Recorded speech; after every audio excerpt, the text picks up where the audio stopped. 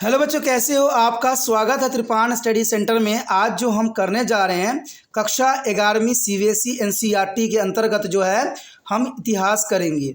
ये इतिहास काफ़ी महत्वपूर्ण रहेगा, जो कि आज हमारा चैप्टर है लेखन कला और शहरी जीवन या राइटिंग्स एंड सिटी लाइफ। बहुत काफ़ी महत्वपूर्ण है, जिसमें मेसोपोटामिया के विषय में हम विस्तार पूर्वक चर्चा करेंगे और जानेंगे हर एक पहलू। और ये टॉपिक कई मायने में हर एक क्लास के बच्चों के लिए महत्वपूर्ण रहेगा, चाहे वो सीबीएसई के बच्चे हो, चाहे नेक्स्ट के बच्चे हो, चाहे यूपी बिहार बोर्ड के बच्चे हो। इवन कि जो कंपटीशन तैयारी करते हैं उनके लिए भी ये काफ़ी महत्वपूर्ण रहने वाला है। यहाँ पर जो हम कर रहे हैं काफ़ी महत्वपूर्ण चैप्टर है लेखन कला और शहरी जीवन। कक्षा 11वीं सीबीएसई के अंतर्गत ये है और एनसीईआरटी बुक है। हमारा अगला क्वेश्चन जो आया है काफ़ी महत्वपूर्ण है एग्जाम व्यू से, कि मेसोपोटामिया में मंदिर के निर्माण और मंदिर की गतिविधियों में क्रमिक वृद्धि का वर्णन करें। देखिए, मेसोपोटामिया जो है मंदिर के लिए काफ़ी जानी जाती है और मंदिर में बहुत सी गतिविधियां होती थी, जो कि मेसोपोटामिया को जो है उत्तम कोटि पे पहुंचाता है। और कई राजाओं ने जो है मंदिरों का बेखूबी उपयोग जो है निर्माण भी करवाया। और इन मंदिर की अपनी खासियत थी। कहते हैं मंदिर वह जगह होता है जहाँ पर इंसानों को शांति प्राप्त होती है, मन की शुद्धि जो होती है बरकरार रहती है। और उस समय भी मंदिरों का कुछ इसी तरह से जो है उपयोग की जाती थी। देखा जाए तो मेसोपोटामिया के मंदिरों में मेसोपोटामिया के इतिहास में महत्वपूर्ण भूमिका निभाती है, क्योंकि मंदिर वह स्थल थी जो कि कोई भी सभ्यता जो होता है उसके लिए काफ़ी महत्व रखता है। कहते उन्होंने मंदिरों का निर्माण किया, उन्हें अपने विभिन्न देवी देवताओं को समर्पित भी किया, जो मेसोपोटामिया के समय वो लोग मानते थे। जो भी देवी देवता थे उनको मंदिरों में स्थापित किया और उनके जो है लिए जो है प्रार्थना किया करती थी। उनके मंदिर में देखा जाए तो नैना, अनी, एनकी और इन्ना को समर्पित थे। ये सारे देवी देवताएं थे जिनके कारण जो है मंदिरों का निर्माण करवाया गया था।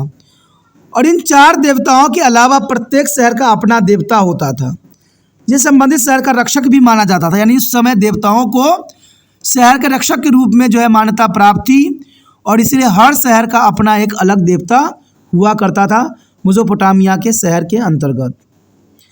आरंभिक मेसोपोटामिया के मंदिर जो है तुलनात्मक रूप से आकार में छोटे थे।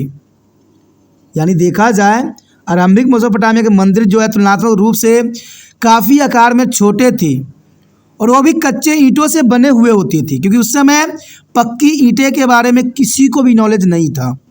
इसलिए उस समय जब मंदिर का निर्माण करवाया गया तो कच्चे ईंटों से बनवाई गई और समय बीतने के साथ साथ मंदिर नया आकार लेने लगा और आकार के साथ साथ उनका महत्व भी बढ़ने लगा। तो जनरल सी बात है, जो कहते हैं ना, जैसा जिस समय ज्ञान होता है लोग उसी प्रकार के प्रावधान भी सुनिश्चित करते हैं। जैसे जैसे उनमें बुद्धि की क्षमता बढ़ती है वो अपने आप में बदलाव करती हैं।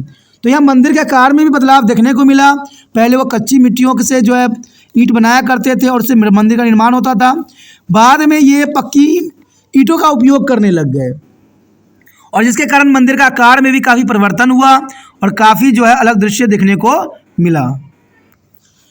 वो अपने मंदिर पहाड़ी की चोटी पर बनवाते थे, क्योंकि उनका मानना था कि भगवान यानी देवता पहाड़ी की जो है चोटी पर निवास करती हैं और ये मंदिर पक्की ईंटों से बनाए गए थे। देखिए, आज भी अगर आप देख लीजिएगा तो जितने भी मंदिर जो बनाए गए हैं वो पहाड़ी क्षेत्रों में ही बनाए गए हैं, क्योंकि आज भी लोगों की जो मानसिकता है इसी बात की तरफ जो इशारा करता है। क्योंकि वो लोग जो मेसोपोटामिया के जो लोग थे वो मानते थे कि उनके देवता जो है भगवान जो है पहाड़ी की चोटी पर ही निवास करते हैं, वो स्थल पर नहीं होते हैं।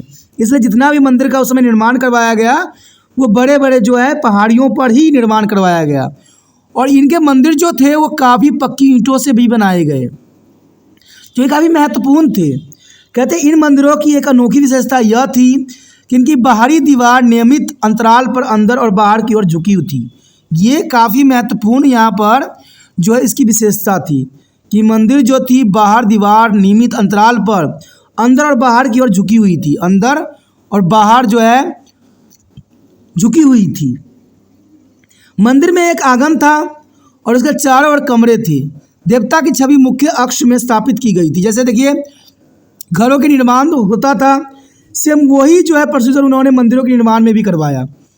कि बीच में आंगन बना दिया और चारों तरफ से रूम बना दिया, कमरा बना दिया, और उसके मुख्य देवता को जो है मुख्य कक्ष में रख के स्थापित किया गया। तो ये उस समय मंदिरों की महत्वपूर्ण विशेषता थी। कुछ कमरे जो थे पुजारियों के रहने के स्थान के रूप में और अन्य कमरे तीर्थयात्रियों के रहने के लिए व्यवस्थित किया। तो वहाँ पर जो है हर चीज़ की व्यवस्था काफ़ी महत्व दिया गया। कमरे बनाए गए तो उसमें पुजारी तीर्थयात्रियों को जो है रखने की व्यवस्था की गई, जो कि काफ़ी विशेषताओं की तरफ यहाँ इशारा करता है। आज भी अगर आप बड़े बड़े तीर्थ यात्रा पर निकलिए तो वहाँ पर इसी तरह की व्यवस्था आज के समय में देखने को मिलता है। तो देखा जाए तो मेसोपोटामिया जो उस समय इतनी विकसित थी जिसका आप अंदाज़ा लगाना आपके लिए संभव नहीं रहेगा। आगे यदि बात करें तो मंदिरों की बढ़ती गतिविधियाँ, देखिए मंदिरों की बढ़ती गतिविधियाँ काफ़ी वहाँ पर आगे बढ़ा। कहते हैं अगर देखा जाए तो मंदिर आगे चल के जो है मंदिर शिक्षा प्रदान करने का केंद्र के रूप में कार्य करने लगा, जहाँ पुजारी शिक्षक के रूप में कार्य करते थे। यानी देखा जाए तो उस समय मंदिरों का बहुत ही महत्वपूर्ण उपयोग किया जाने लगा। मंदिर जो थी शिक्षा का महत्वपूर्ण केंद्र बन गई और पुजारी जो था शिक्षक के रूप में कार्यरत थे। मंदिर से जुड़ी भूमि का उपयोग औद्योगिक उद्देश्य के लिए भी किया जाता था। यानी जो मंदिरों से जुड़ी हुई ज़मीन थी, जो आसपास के लैंड था, उसका उपयोग जो था इंडस्ट्री पर्पस के लिए यूज़ की जा रही थी, जो कि काफ़ी महत्वपूर्ण था। मंदिर वस्तुओं की बिक्री और खरीद में भी लगे हुए थे। मंदिर जो थे वस्तुओं को बिक्री भी करते थे और खरीदते भी थे।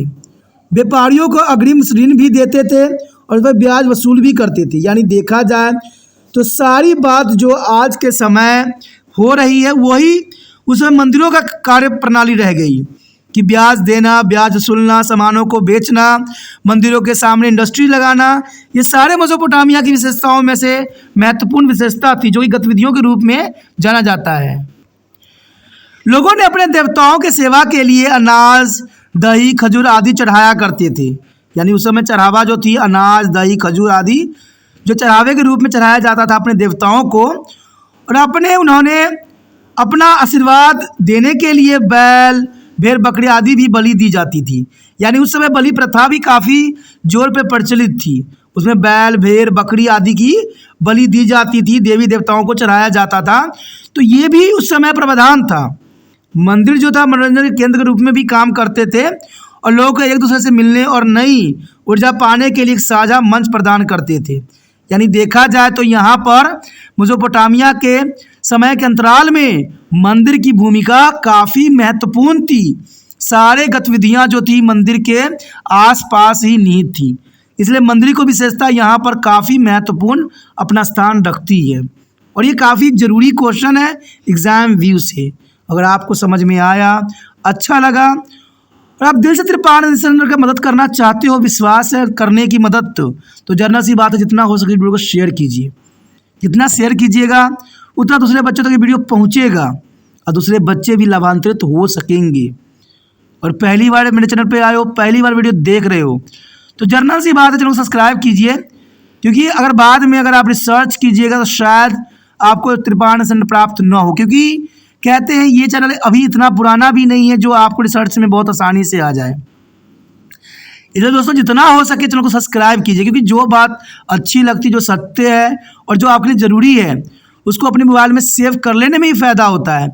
इसे जब चाहे, जहाँ चाहे, जब भी आपको मन करे आप चैनल को खोल के जो है वीडियो को देख सकते हैं, समझ सकते हैं, अक्षरों को पढ़ सकते हैं और एग्ज़ाम में अच्छे अंक प्राप्त कर सकते हैं। तो सोचिए नहीं, विचार न कीजिए, चैनल को सब्सक्राइब करके अपने मोबाइल में सेव कीजिए।